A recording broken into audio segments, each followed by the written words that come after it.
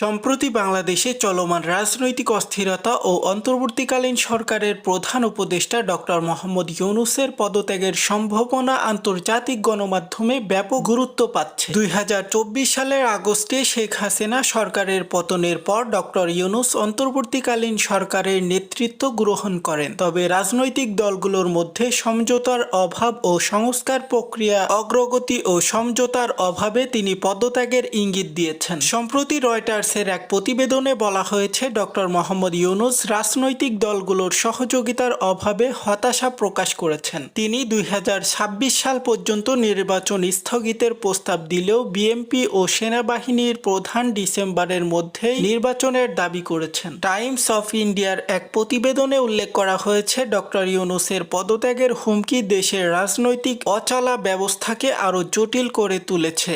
মানবাধিকার সংস্থাগুলো অন্তর্বর্তীকালীন সরকারের অধীনে মৌলিক স্বাধীনতা খর্বের অভিযোগ তুলেছে। ইকোনমিক টাইমসের প্রতিবেদনে বলা হয়েছে, ইউনূস রাজনৈতিক দলগুলোর মধ্যে সমঝোতার অভাবে কার্যকরভাবে কাজ করতে পারছেন না, যা তার পদত্যাগের সিদ্ধান্তকে প্রভাবিত করতে পারে। এই পরিস্থিতিতে আন্তর্জাতিক সম্প্রদায় বাংলাদেশের রাজনৈতিক স্থিতিশীলতা ও গণতান্ত্রিক প্রক্রিয়ার প্রতি গভীর উদ্বেগ প্রকাশ করেছেন এবং ডক্টর ইউনূসের নেতৃত্বাধীন অন্তর্বর্তীকালীন সরকারের ভবিষ্যৎ এখন অনিশ্চিত। আপনারা দেখছেন এইসে গ্লোবাল নিউজ, সাথে আছে আমি হুসাইন আহমেদ। সকল আপডেট পেতে আমাদের সাথেই থাকুন। ধন্যবাদ।